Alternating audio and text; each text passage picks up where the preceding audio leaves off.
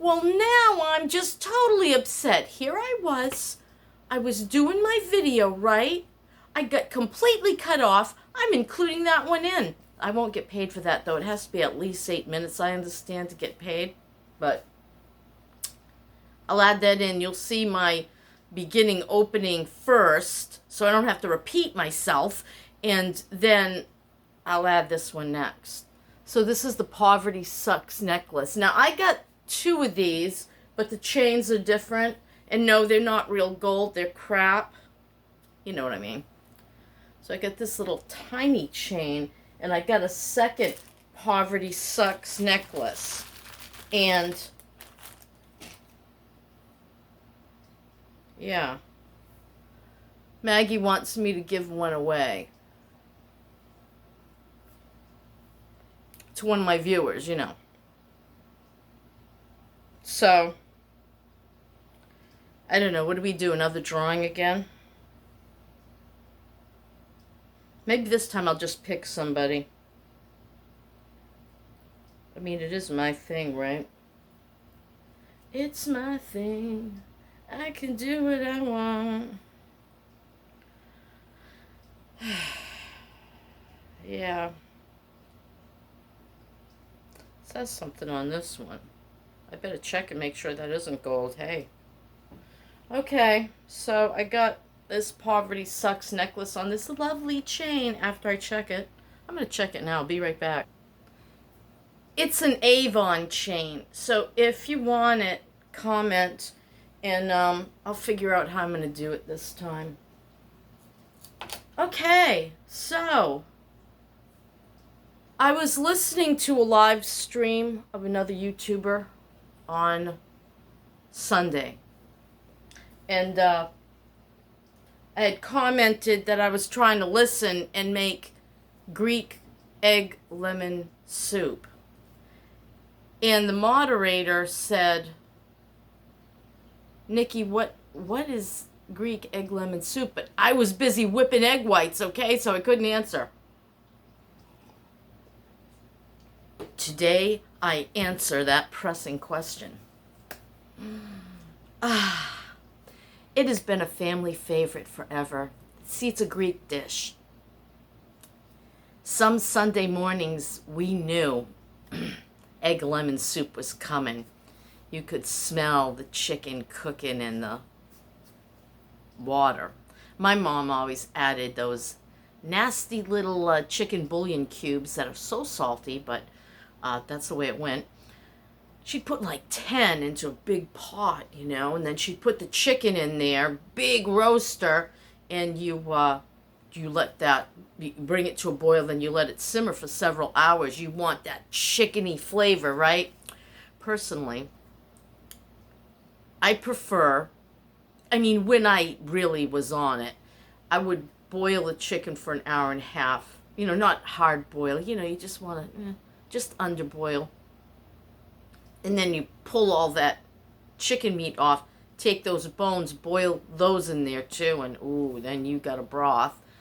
But since I'm older now, and there's more steps to it than that, so you really can't do that with this particular, if you want the meal originally the way we had it. So I'm not going to show you because dang, it's a lot of work. Steps, steps, steps. So the first step is chicken in water, really let that thing cook. Get yourself some broth out of that. Step number 2. So you pull your chicken out that's been boiling and you put it in a pan, and this is how my mother did it. She always used this big aluminum, big metal pan, right? And she put that pan on 2 burners and put the heat up, and stuck a big old chunk of butter in there and some olive oil, and she would brown that baby really, really well in that buttery olive oil. I don't do that. Yeah. No wonder my poor father died at 48. God bless his heart. Anyway, yeah, so then you brown your chicken. There's another step. Okay, so then you pull your chicken. Now you've got some chickeny flavor also in that butter oil mix. You pull the chicken and set it to the side on a plate or what have you, and you cut up potatoes. She always used those lovely long California potatoes, and she made her cuts. They're not like, you don't quarter them, you really cut them down. So maybe each potato slice is about that thick, or thinner if you so choose, because that's the hard part. Those potatoes, they take time to cook. You need a good hour and a half to roast those, but here's how it goes. So she browns the potatoes in that butter oil too till they're really brown. And I don't do that either, though they're excellent, let me tell you, when you do that way. Then she puts the chicken back in with the potatoes, the butter, and the everything in that pan, sets it in the oven, and roasts it at, I do 350, maybe she did 400, I don't remember. You want those potatoes to cook.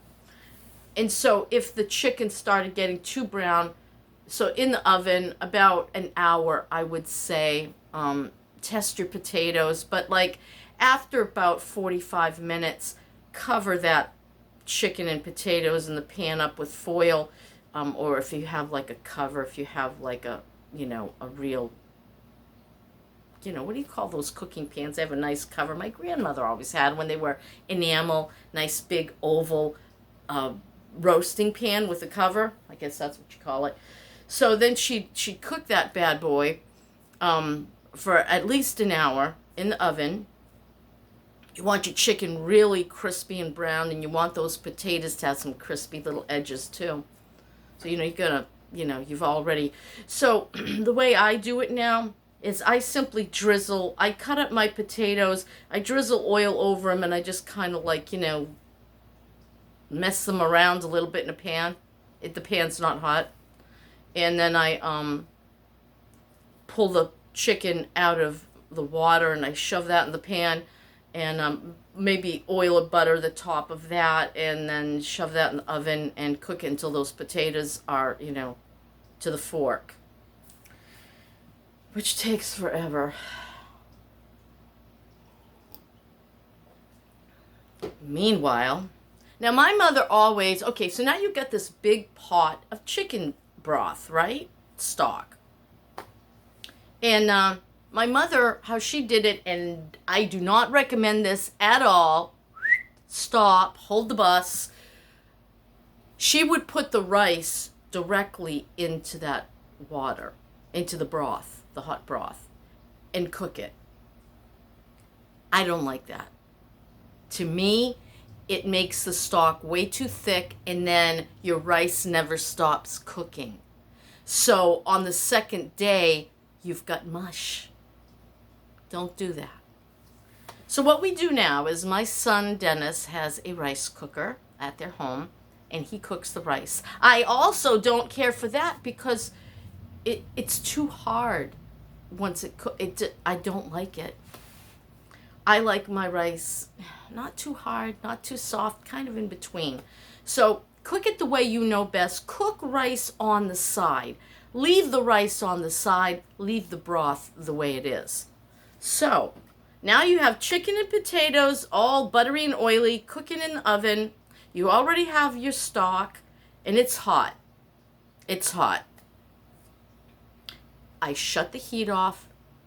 I shove that pot on the back burner that's no longer hot, and I put my lid on it.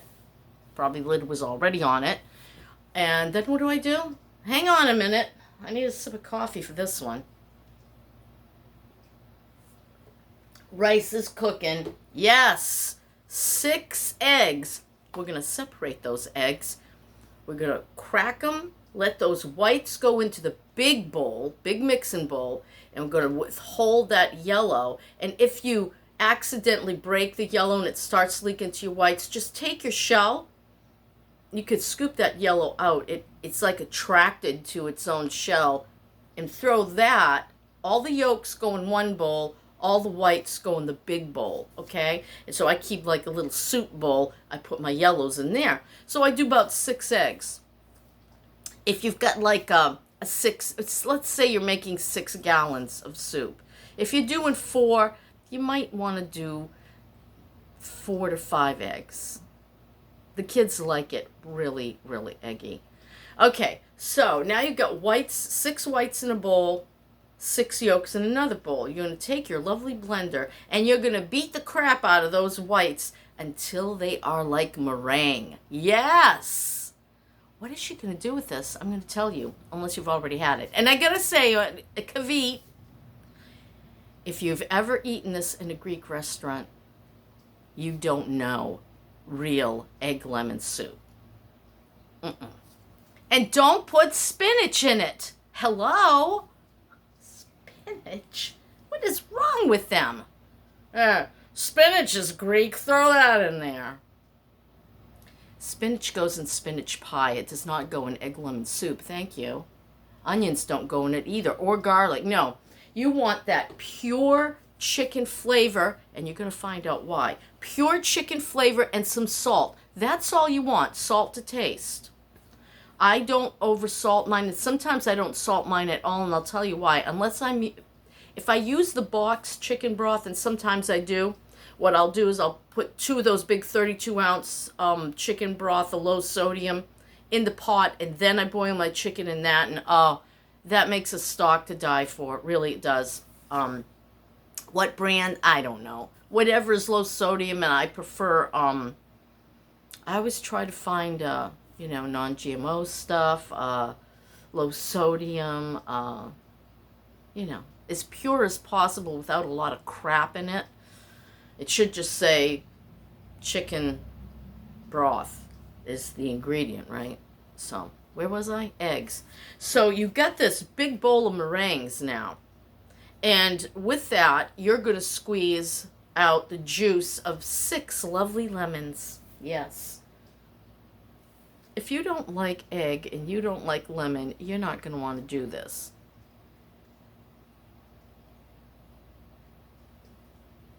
So, now you've got the juice of 6 lemons. What is she going to do with that? You're going to pour it into the meringue while you're whipping it and incorporate all that. Now, every recipe I've seen for Greek egg lemon soup discards the yolks. No, we never did that. We were frugal Greeks. The yolks went in that meringue. And so, now you're going to scrape out that bowl of yolks. And if it's easier if you have one of those table mixers that you just put the thing down and it's running while you're doing this. That's the best way to do it. But Maggie hasn't taken her mixer down off the fridge. What a story the mixer is. I'll tell you later. What a crazy story. Yeah, so now you've got your big thing of white meringues. You've added your lemon juice and your yolks, and it's still mixing it. Right. What do we do next? We take, by the ladle or a measuring cup, scoops of that hot broth. And while that meringue is going round and round, we're going to start slowly pouring in that hot broth. This is why I never, my mother did it, I don't. I never use the broth that is still hot on the burner. It can scramble those eggs. You don't want that. Let it have, so the broth, the chicken was cooking in the broth. Once that's done and you've pulled that chicken out and put it in the pan with the potatoes, shove that pot aside. Believe me, it's still going to be flaming hot in 30 minutes if it takes you that long to do the rest of the steps. So now I'm pouring the pretty much hot enough broth into the eggs slowly while that thing's going. And just till you feel that the and I don't even do that sometimes, not anymore. I used to do it that way, but once you remove that pot of broth off the heat, it's a whole different ball game. So I put a couple of cups of broth into. If you want it really foamy, take that egg lemon foam and scrape that directly into that pot of hot broth that's no longer sitting on any type of heat. It's okay if the heat's coming up from the hot oven. You just don't want it directly on a heat source when you do this. So sometimes I don't even temper it. I just scrape that egg lemon mixture into that pot and I just slightly stir, take my spoon out, cover that bad boy. And you know, my Greek grandmother would take a clean dish towel, a thin cotton one, and cover over the pot and then put the lid on. She felt it kept the foam nice and fluffy on top. Why is that?